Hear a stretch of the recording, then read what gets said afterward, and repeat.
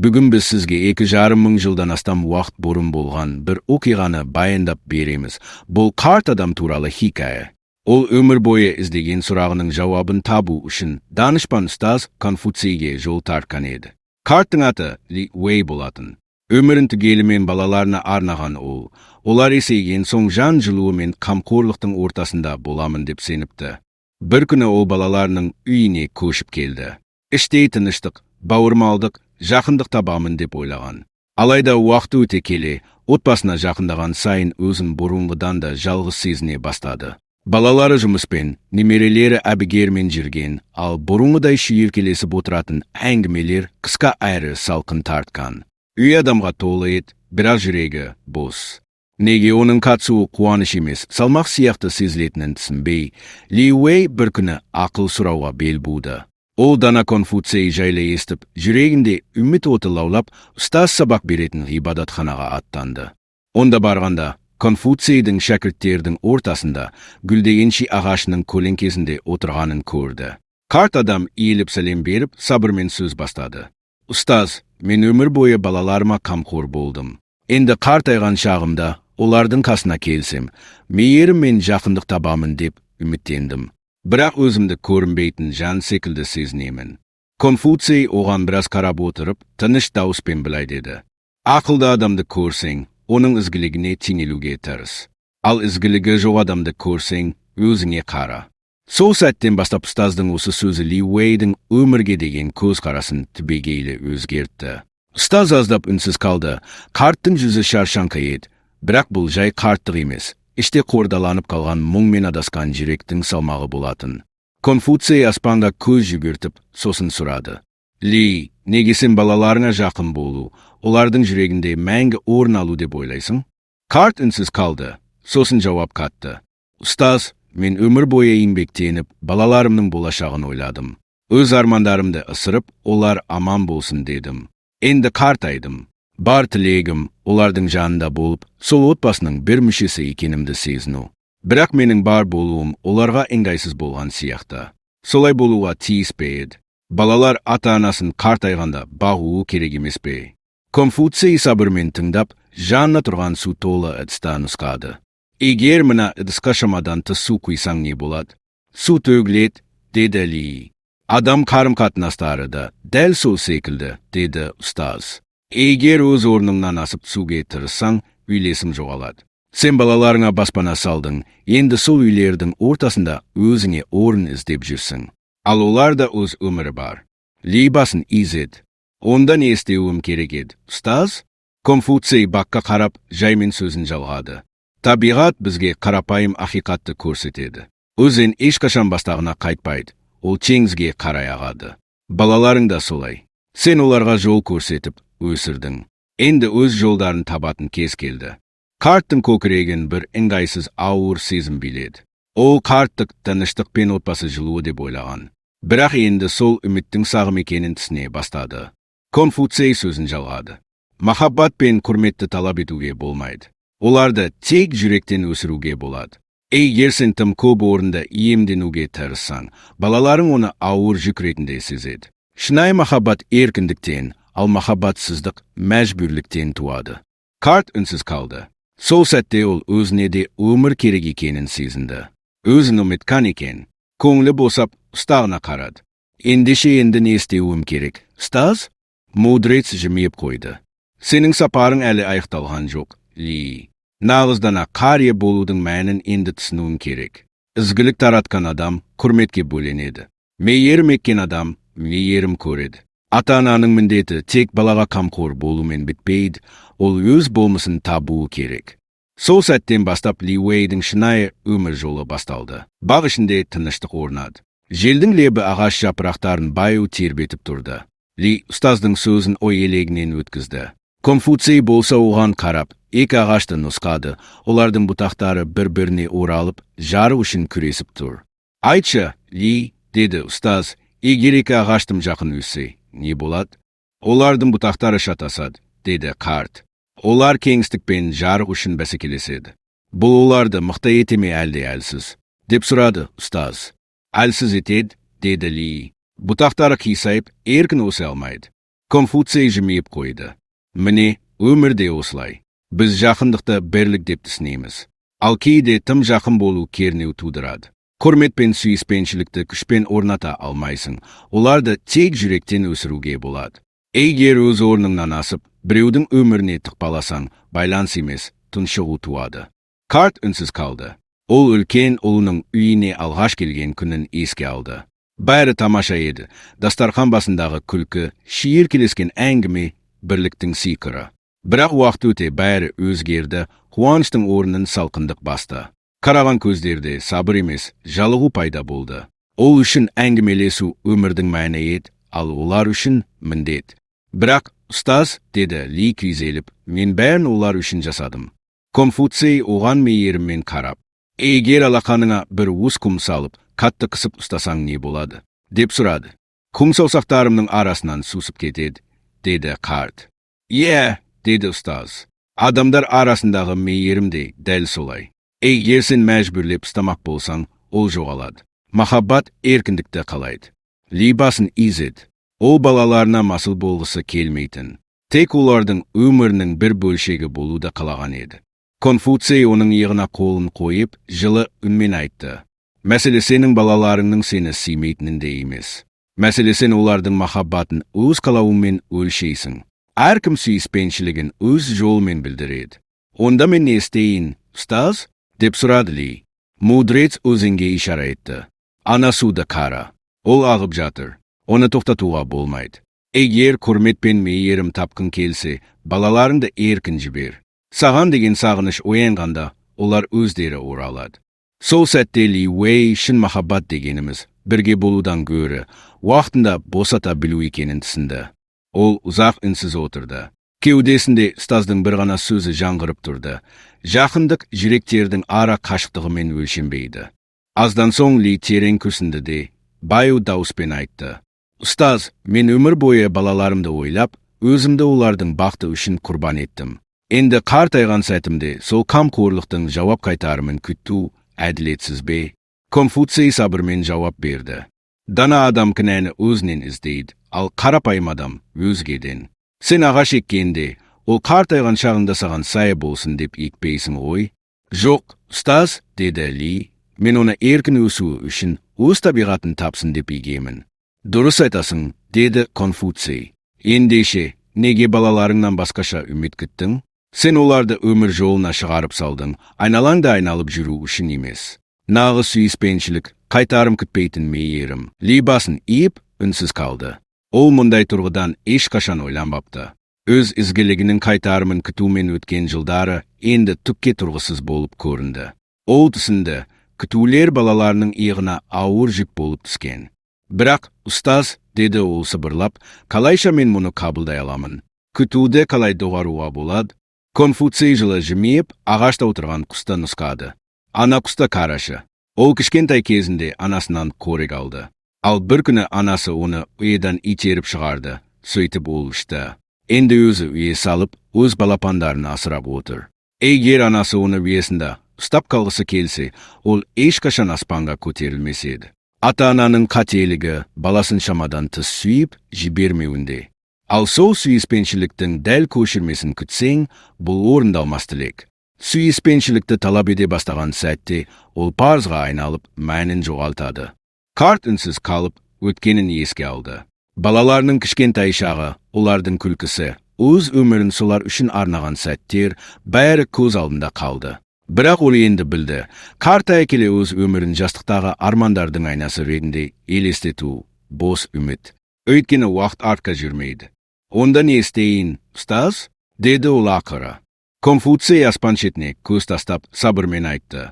Қараңғылыққа лағнет айтқаннан гөрі шам жағып ал оңай. Өміріңде өз қолыңнан келетін нәрседен қуаныш тап. Басқаларға салмақ болмай, даналық пен дербестіктің үлгісі бол. Сонда саған құрмет өзі келеді.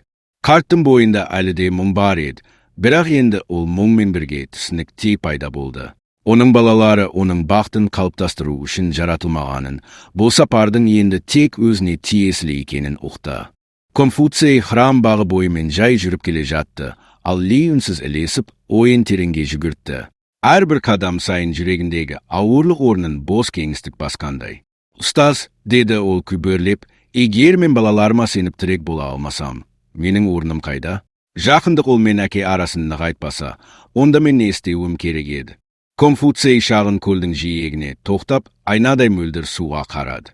Ли, сен ешқашан суды алақаныңда ұстап көрдің бе? Деді ол. Иә, ұстаз, егер абайламасаң, ол саусақтарымның арасынан сусып кетеді. Дұрыс. Ал оны қаттырақ қысып ұстасаң ше? Ол тіпті тез жоғалады, деді қарт. Міне дәл солай. Сүйіспеншілікпен құрмет те сондай. Оларды ұстап қалуға тырысқан сайын, олар сенен алыстай береді. Ли ойланып қалды. Ол балалардың үйіндегі өмірін есіне алды. Алғашында бәрі қуанышқа толы еді, бірақ бірте әңгімелер қысқарып, күлкі сейілді. Құшақ жайған жылылықтың орнын сәлдеу суық, үнсіздік басты.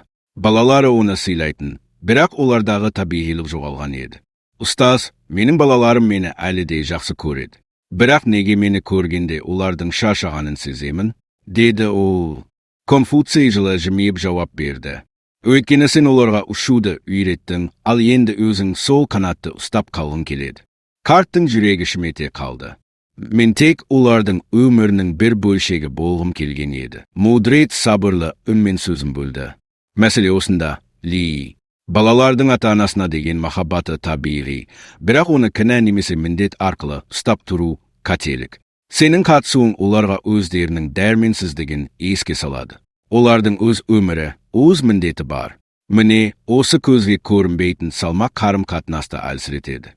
Карт басын изеді.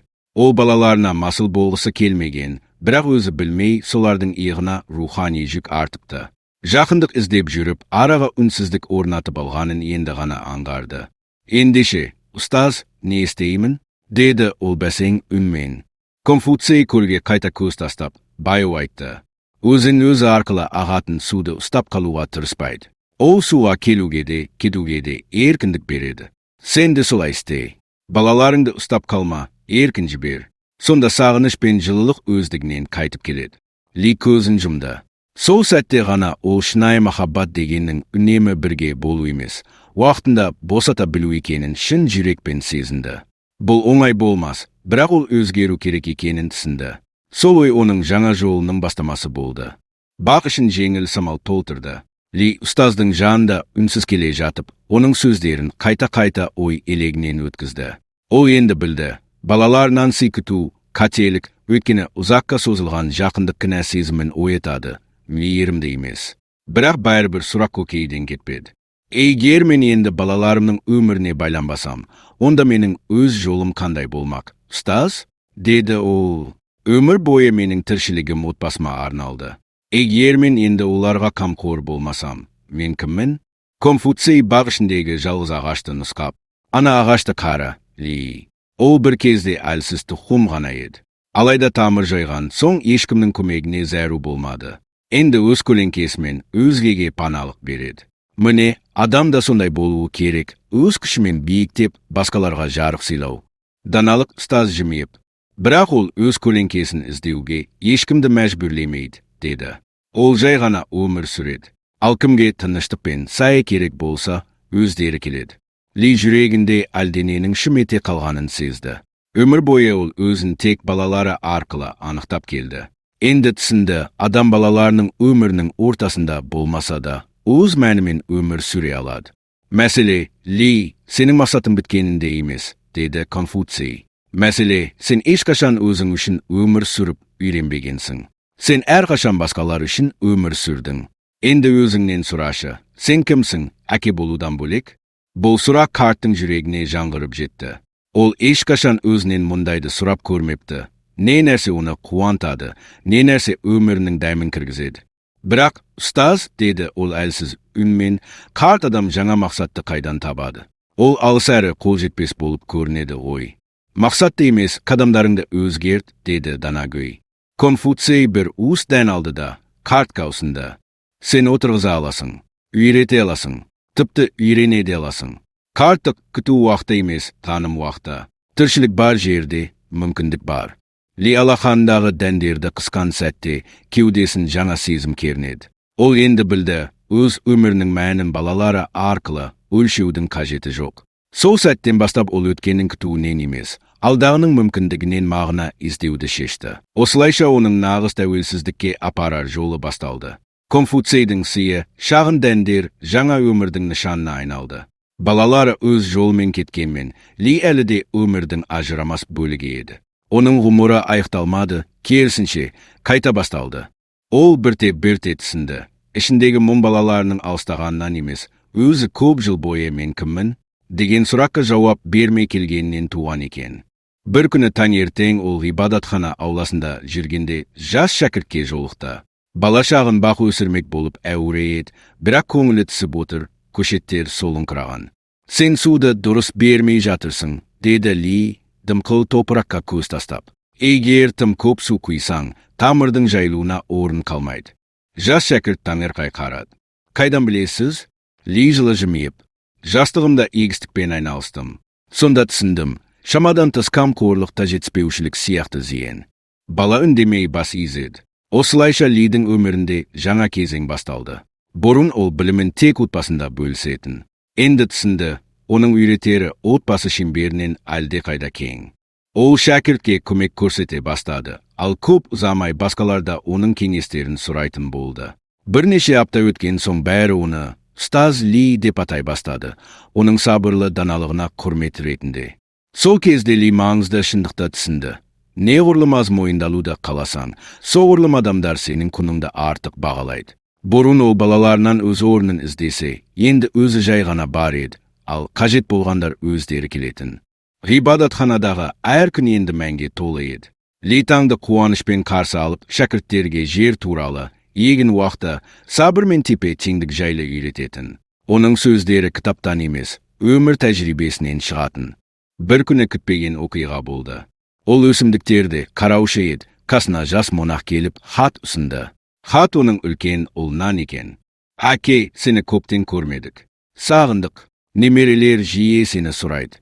Біз сені қонаққа шақырғымыз келеді. Ли көзіне жас алып, жымиып қойды. Балаларынан махаббат күтуді қойған кезде, ол өзінен өзі оралды. Ұзақ жылдарда бірінші рет ол өзін еркін сезінді. Еркіндік алыстаудан емес, өз өміріңді өзің кешуден туатынын түсінді. Осы сәтте ол Конфуцийдің ең үлкен сабағын жүрегімен ұғынды. Махаббат пен құрмет мәжбүрлеуден емес, еркіндік пен шынайылықтан туады. Оның хаты оны қуантты. Бұрын болса, ол асығыс үмітпен жолға жиналар еді, енді сабырлы, байсалды күйде еді. Ол енді немқұрайдылықтан емес, парасаттылықтан сабыр танытты. Енді оның бар өмірі дәл осындай тепе теңдікке құрылды. Ол сапарын міндет деп емес, табиғи кездесу деп қабылдады. Азғандай затын жинап, жолға шықты. Бұл жолы назар іздеген әке емес, өз құнын түсінген адам еді. Үйге жеткенде бәр өзгеріп кеткенін аңғарды. Ол оны кең, жылы жымиыспен қарсы алды. Немерелері жүгіріп келіп, құшақтап алды. Әке, деді ұлы, біз уайымдадық. Сен кенет кетіп қалдың. Бірақ қазір сен басқа, көңілдісің. Ли күлімдеп жауап берді. Мен өз жолымды таптым. Енді білемін, қарттық күтудің уақыты емес, жаңалық пен жеңілдіктің уақыты. Ұлы үнсіз ойланып қалды, әкесін енді бұрынғыдай тәуелді емес, толыққан адам ретінде көрді. Лидің бар болуы енді қуаныш еді, міндет емес. Келесі таңертең ұлы сұрады. Әке, қашан қайта келесің? Уақыты келгенде, деді Ли жымиып. Ол ғибадатханаға тыныш көңілмен оралды.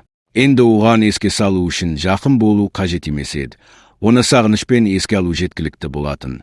Ол енді масыл емес, керісінше қадірлі есімге айналды. Сол сәтте ол Конфуцийдің ең ұлы ілімін жүрегімен ұқты. Ең берік байланыс, міндеттен емес, еркіндіктен туады. Ли Уэйдің оқиғасы бізге көп нәрсе үйретеді. Сүйіспеншілік пен құрмет сұраумен емес, екпемен өседі. Көптеген ата-аналар жасы ұлғайған сайын балаларының жақындығы жылу әкеледі деп сенеді. Бірақ Лидің тәжірибесі көрсеткендей, неғұрлым қатты ұстасаң, соғұрлым алшақтатып аласың. Бір күні ол түсінді, шынайы бақыт балаларының махаббатына емес, өз жолыңды табуға тәуелді. Мойындалуды қумағанда, адам ең қымбат нәрсеге, өз еркіндігіне жетеді. Сосын ғажап нәрсе болды. Ол сүйіспеншілікті талап етуді тоқтатқанда, ол өздігінен оралды, міндетсіз, ауырлықсыз табиғи тыныс сияқты. Ұстаз Конфуцийдің ілімі жарқын шындыққа айналды. Ең мықты байланыстар erkindikті көтере алатын байланыстар. Ал Лидің өмірі бізге еске салады. Карттық күту мен өкіну уақыты емес, қайта туу мен өзін қайта табу кезеңі. Ойланшы, сен өзің үшін өмір сүріп жүрсің бе, әлде әлі де өз орныңды өзгелердің жүрегінен іздеп жүрсің бе? Өзіңді бағала. Өмір сүру, күту емес, сезіну.